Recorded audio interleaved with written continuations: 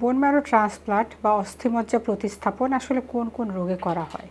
Acute leukaemia, chronic leukaemia, relapsed Hodgkin lymphoma, non Hodgkin lymphoma, multiple myeloma এবং aplastic anaemia, Fanconi anaemia এবং সর্বোপরি thalassaemia, এগুলা মোটা দাগে এই সমস্ত ডিজিজে আমরা বোন ম্যারো ট্রান্সপ্লান্ট করে থাকি। আমি বারবার বিভিন্ন ভিডিওতে বলে থাকি যে এখানে আসলে ব্লাড গ্রুপ মেলবার আসলে কোনো প্রয়োজনই নাই। এখানে আমরা যেটা করি সেটাকে বলি হচ্ছে টিস্যু টাইপিং অথবা HLA টাইপিং। এটা আমরা বিভিন্নভাবে করতে পারি। এটা শুধুমাত্র হাতের থেকে 3 ml ব্লাড যদি আমরা ইডিটি ভায়োলেট নেই সেটার মাধ্যমে HLA টাইপিং করা যায়, অথবা আমরা মুখের থেকে গলার থেকে সোয়াব নিয়েও আমরা HLA টাইপিংটা করতে পারি। এটা কাদের সাথে সাথে করব? এটা ভাই বোনদের সাথে করব, বাবা মা ছেলে মেয়েদের সাথে করব। সাধারণত ভাই বোনদের সাথেই ফুল ম্যাচ হওয়ার সম্ভাবনা থাকে, আর ছেলে মেয়ে অথবা বাবা মার সাথে বাই ডিফল্ট এটা হাফ ম্যাচ হয়। হ্যাঁ, এবং দুই ক্ষেত্রেই বোন ম্যারো ট্রান্সপ্লান্ট করা সম্ভব। এবং এই বোন ম্যারো ট্রান্সপ্লান্ট করলে কী অসুবিধা হতে পারে? একটা অসুবিধা হতে পারে যে আমরা যখন বোন ম্যারো ট্রান্সপ্লান্ট করে স্টেম সেলটা দিয়ে দেব তখন পেশেন্টের জ্বর আসতে পারে, যেটা ইনফেকশন হতে পারে, লুজ স্টুল হতে পারে, এন্টেরোপ্যাথি হতে পারে, কিন্তু এগুলো সাধারণত কন্ট্রোলেবল। হ্যাঁ, এই সময়টা কাউন্ট কম থাকে, পেশেন্ট ইমিউনো কম্প্রোমাইজড থাকে। আমরা বিভিন্ন ধরনের অ্যান্টিবায়োটিক, অ্যান্টিফাঙ্গাল, অ্যান্টিভাইরাল ওষুধ দিয়ে এটাকে আসলে আমরা কন্ট্রোলে রাখতে পারি এবং 14 দিনের মাথায় সাধারণত ডোনারের সেলটা পেশেন্টের শরীরে চলে আসে। এখন এটা হচ্ছে অ্যালোজেনিক বোন ম্যারো ট্রান্সপ্লান্ট।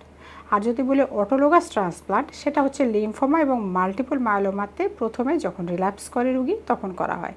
এখানে পেশেন্টের নিজের স্টেম সেল নিজেকেই ইউজ করা হয় এবং এটাকে আসলে আমরা ইদানিংকালে বোন ম্যারো ট্রান্সপ্লান্ট বলি না, এটাকে বলি স্টেম সেল রেস্কিউ, কারণ এটা এতই সহজ এবং সাধারণ একটা বিষয়। এখন আসি অ্যালোজেনিকের কথা। এখানে সবাই প্রশ্ন করে যে ডোনারের কোনো ক্ষতি হবে কিনা, ডোনারের কোনো ক্ষতি হবে কিনা। ডোনারকে মাত্র একদিন অ্যাডমিশন থাকতে হয়, তার একটা সেন্ট্রাল লাইন আমরা করি, পরের দিন তাকে আমরা আসলে তার কাছ থেকে স্টেম সেলটা কালেকশন করে পেশেন্টকে দিয়ে দিই। দিয়ে দেওয়ার আগে একইভাবে আমরা পেশেন্টকে প্রিপেয়ার করতে থাকি বিভিন্ন ধরনের কেমোথেরাপি দিয়ে, সেগুলোকে বলি কন্ডিশনিং কেমোথেরাপি, যেমন ফ্লু বিও, ফ্লু ট্রিও, এরকম অন্যান্য কন্ডিশনিং কেমোথেরাপি আছে। এগুলো শেষ হয়ে যায় আর ইন দ্য মিন টাইমে আমরা পেশেন্টকে তার ভাইয়ের, বোনের অথবা যার কাছ থেকে এনে ডোনারের কাছ থেকে স্টেম সেলটা দিয়ে দিই। দেওয়ার পরেই ট্রান্সপ্লান্টটা হয়ে গেল। এরপরে খুব স্বাভাবিকভাবেই তার কিছু কমপ্লিকেশন হবে, যেটাকে আমরা বলি যে এটা কন্ট্রোলেবল এবং এটা আমরা ম্যানেজ করি বিভিন্নভাবে অ্যান্টিবায়োটিক দিয়ে, ব্লাড প্রোডাক্ট সাপোর্ট দিয়ে। এরপরও কি অসুবিধা হতে পারে? যেটা অসুবিধা সেটা হচ্ছে গ্রাফ ভার্সাস হোস্ট ডিজিজ হতে পারে। এটা অ্যাকিউট এবং ক্রনিক দুই ধরনেরই হয় এবং দুটোই বিভিন্ন ওষুধের মাধ্যমে কন্ট্রোলেবল।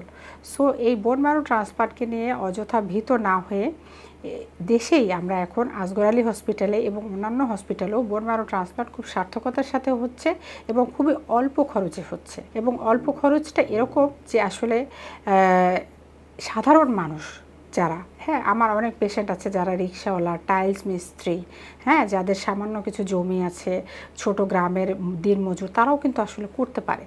এই অবস্থায় আমরা এটাকে আসলে এখন নিয়ে আসছি।